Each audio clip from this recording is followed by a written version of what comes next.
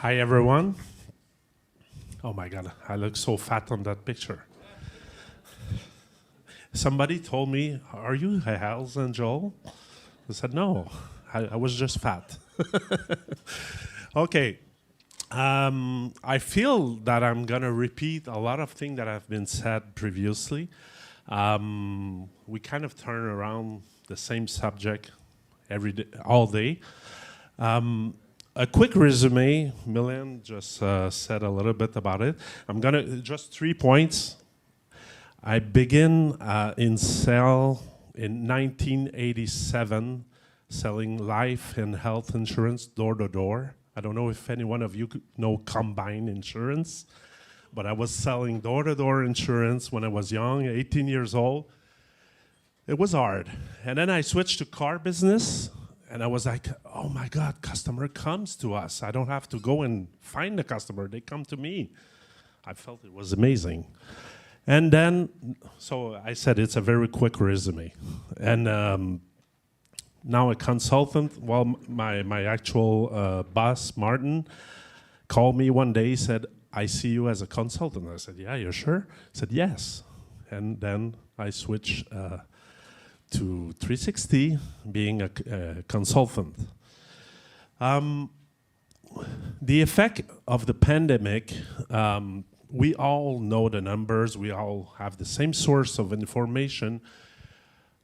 We know that in 2020, vehicle sales dropped by about 15% for new car. Production disruption, factory shutdown, supply chain. I don't want to go over that. We've talked about this over and over and over. But what is this? What's the effect of this pandemic on leads and sales? It was mentioned earlier. We had more buyers than units. So what happened is that customers showed up at the dealership. Salesperson go like, oh, here's the key, go drive the car. I cannot come with you in the car because of the pandemic, of all the effect of that. Try the car, come back. Well, do you want it? Here's the price. If not, next customer is going to buy it. It wasn't like a customer experience. It was you want it's like ordering the product and just buying it.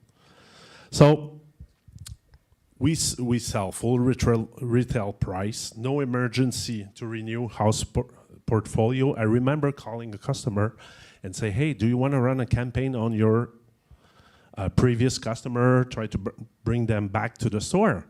And he replies to me, yeah, but what will I sell them? Like, I cannot tell him, hey, bring back your car. We will order a new vehicle that you will receive in 1.5 years. So, no needs to negotiate, kind of laziness salesperson. Not lazy, but they don't know. The new salesperson that arrived in the store, they didn't know what it was before the pandemic. How we sell car before the pandemic was different because there was negotiation. It was focused on the experience of the customer, and we have to go back to that. I know it was mentioned by a few of the speakers previously, and I totally agree with that. I read that the online shopping accelerate from 8 years that it was planned to be. And I kind of agree with that. The other day I was shopping for earbuds. I was at the store, and what was my reflex? To go on Amazon and check, oh, what price can I get? I'm in the store in front of the product and shopping somewhere else while I'm in the store. And I'm sure I'm not the only one who did that. But this is what it is today. And I wrote desktop to laptop to tablet to phone. Like they mentioned, we were selling on leads 15 years ago. But 15 years ago, when we received the lead, we knew, well, our pitch was call the customer the fastest you can because he's in front of his computer and you want to catch him while he's still shopping online. But today, it has changed. People are on their cell phone, sometimes maybe waiting online for their lunch or whatever, then they scroll, oh, nice car, submit a lead, boom. Then you call them, they don't answer because they're not in front of their computer anymore. People are on their phone now. And written communication exploded. People text. I've got 3 kids from 24 to 31, and sometimes my daughter texts me, hey, daddy, blah, blah, blah, and I'm calling her. She doesn't answer. I'm like, you just text me. Yeah, what do you want? I want to talk to you. And she's texting back and doesn't answer the phone. This is the new generation. They don't want to talk over the phone. But the problem with that, it's easy over a text to say, oh, you know what? I'm going to wait. I'm going to think about it. Thank you for the price. It's hard to bring the customer in the store if you don't talk with them. It's harder. It's easy over a text to say, I'm not interested. I'm going to think about it. Thank you. So we need to go back to the basic. So how many interaction a client has with us before he take an action? Do you think it's 3, 5, 10? Number says it's between 12 to 15 interaction. I mean by interaction, phone calls, email, SMS. We could expect between 12 and 15 exchange before the customer decided to go in the dealership. It has changed. And how many follow-up salesperson average does with client? I see a 2 here. Pretty much, between 2 and 3. In my job, I'm visiting new store every day, so I look at the follow-up the salesperson does. They have a walk-in, customer leaves, walk out. Then I check how many follow-up. A lot of them are 0, but it's between 2 to 3. But customer will take action between 12 to 15. So we need to train people, the salespeople, to go back to basic. Communicate with customer. Something never changes. The brain of the customer's brain never change. Their emotion never change, and their expectation never change. When I say the brain is still the same, what do you think is the #1 reason customer bought somewhere else? When we ask customer, why did you buy? I remember when I was a sales manager, it was mandatory. If a customer signed a deal, my sales team will come in. Even if I'm in a meeting, they would reach out to me, Martin, there's a customer who signed. I would leave the meeting, go and greet, and say, hey, thank you for, because I knew this is why I got a job. If the customer don't sign, I don't have a job tomorrow. And I was always asking them, have you shopped somewhere else? Why did you choose our store? And the most common answer we got, the other one, they never called me back. I went there, but they never called me back. They don't want my business. Follow-up, service, taking care of customer. I think that's what we need to go to. Yeah, the price is important. It is. Interest rate, yeah, for sure it's important. But I think the relation is the most important thing we got to work on today. And talking about that, the customer saying the other one never called me back. If I scroll back many years ago, before internet lead, people that were shopping, what would they do? They would drive to the dealership, get out of the car, walk across the cars, look at the window stickers. And I remember my first director, my first manager, were telling me, Martin, you gotta go and talk to that customer and pretend you're just looking at the inventory, have a paper in your hand, and just, hey, oh, like, like if I'm surprised, and talk to them. Because we were asking back then to customer, have you shopped somewhere else? Yeah, I've been to the other dealership. And why didn't you buy there? But nobody came to me. Nobody talked to me. Customer didn't go inside the store. It was always, I found that always surprising how people would hop in their car, drive 15 minutes, stop at a dealership, look at the cars. If no one comes out the store and talk to them, they would leave and go to the next. I'm sure the oldest people in the industry can recall to this. But with leads, it's exactly the same thing. Customer reply, they never call me back. It's exactly the same. The brain has the same reaction. Client will associate how we interact with them plus how we present our product and how reliable we are. They will add those three things and it will represent the product. How we interact with them. If you do your follow-up, if you're polite, if you make them feel important, plus how you present your product, how you show your product, how reliable you are. If I tell my customer, oh, you want to think about it? No problem. Can I call you Monday? Yes, you can call me on Monday. Do you prefer in the morning, in the afternoon? Call me at 4. Perfect.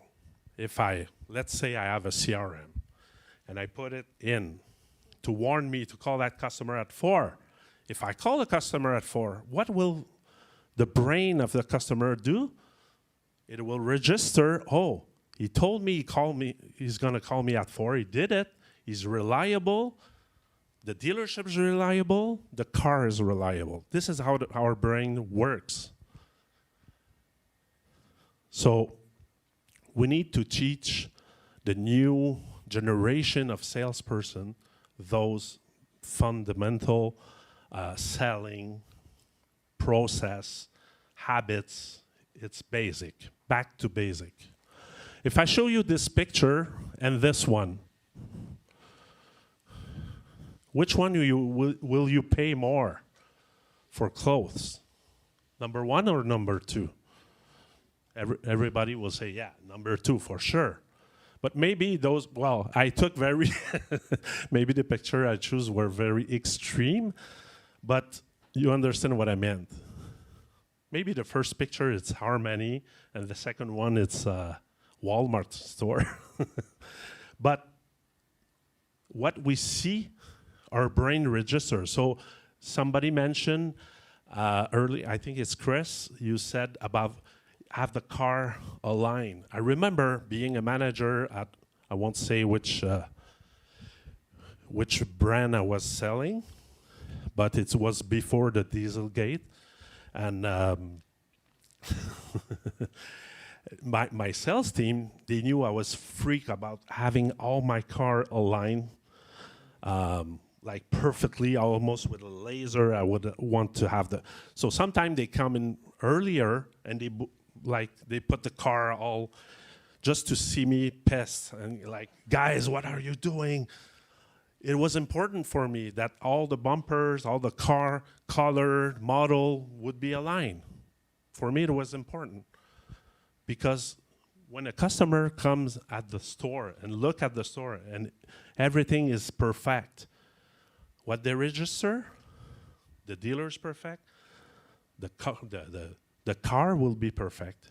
This is how our brain works. It's basic. With the pandemic, I know that test drive, I visit a lot of stores and I still see customer coming in for test drive. Oh, Mr. Customer, here's the key. Go test drive the car. When you come back, we'll look at the numbers. And while the customer is performing his test drive, I see salespeople just at coffee machine, just waiting. And I'm like, on my job, the one who knows me, I'm always traveling. I rent car at budget, or it's always a different car. I work in car business. I sit in the car and I don't understand it took me like 15, 20. Somebody mentioned about the new technology in the car to connect my phone, delete all the iPhone there because I'm an Android guy, so I delete all the iPhone. No, well, I'm doing this, yeah, but and I'm like, how the customer, what's their experience when they go with a car? They should be, I think they're nervous. They're driving a car that doesn't belong to them. And then,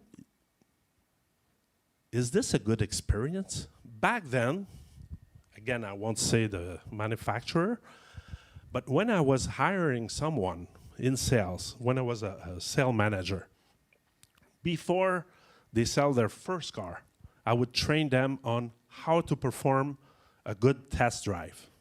First thing, ask the customer, what kind of music do you like? Do you like jazz, rock music, classic? Okay. Second thing, always test drive one model or one trim over what they expect to buy. Why? Because you will show them things or options that they might like, and at the end of the test drive, they will ask you, you know what, how much does it cost to have what you showed me? Always work. And third thing, have a specific route. The same route all the time. First part of the test drive, I would drive the car. We will switch in the middle, and then the customer will drive. I know it's basic, I know. But the question I would ask the dealership, is your sales team doing that right now? Is it a process they're doing? And I remember our test drive, we will go on a highway. First thing I'll do, show all the options of the car, bring one window down. What happens when you have one window down on the highway? You all know it goes like,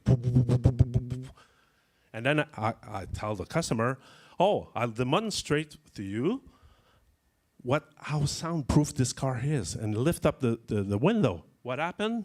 It goes like, and customer, wow.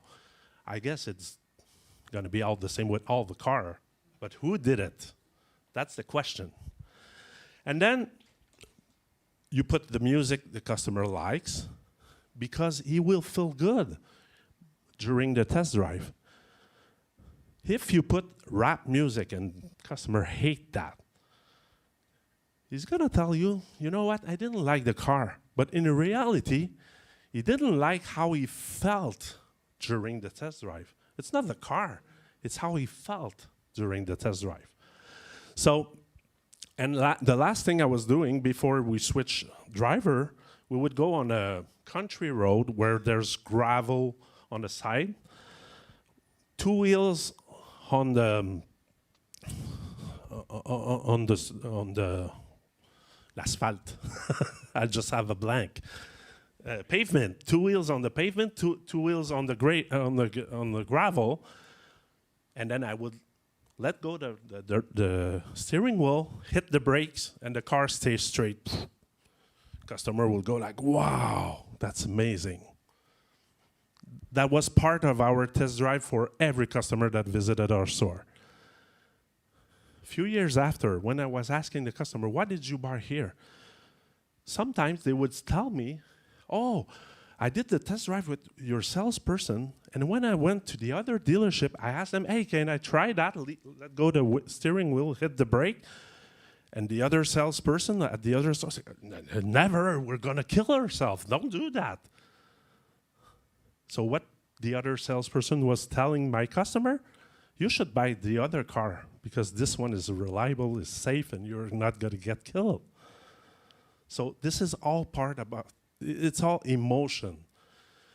So I think we need to bring back real test drive in dealership.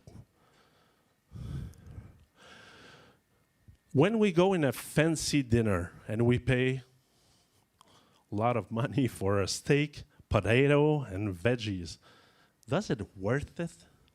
Sometimes it costs like 200, 300 with a good bottle of wine. Does it worth it? Not really. But why do we pay it? And we're not angry about it. It's the experience, exactly. How we felt when we were there, the ambience, that's why we pay. So people will pay if they feel it. It's not only numbers. Yes, interest rates are important, payment are important. All these things are very important. But the most important is how they felt when they try your vehicle. So what is the message we send to our customer? Do they think it worth paying for? And do customer buys your product or we sell them a product? 58%.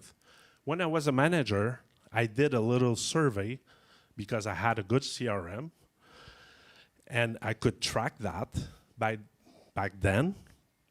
58% of all the customers that were buying a vehicle at our store didn't buy what they were shopping in the beginning. We sell them something else. I remember someone said earlier, not so long ago, that customers are kind of ignorant. Well, I don't like the word ignorant, but I would say they don't know. They're not the expert. They think they know what they want to buy, but maybe that's not what they need. So I think what pandemic brought is customer submit a lead. Hey, I want this vehicle. Is it available? Yes or no? How much it costs? This amount, do you want it? Yes or no? I think we need to go back to, okay, you need a vehicle. Come visit us. We're going to search. We're going to make sure that we fulfill your needs. We're going to make sure that the car will meet your expectation. But how do I do that? I have to meet with you. I have to talk with you, to ask you questions, to know you. When I was in store as a manager, if one of my salesperson was coming to me to have a price, I was desking the price, so they couldn't give any rebate. They have to come to me. And I remember sometimes they would sit at my desk, and I would ask, while I'm preparing the price, oh, is your customer, is he alone, single, married? Oh, I don't know. Where does he live? I don't know. Okay. Does he have kids? Does he need this car for work? Well, I don't really know. We just want the price.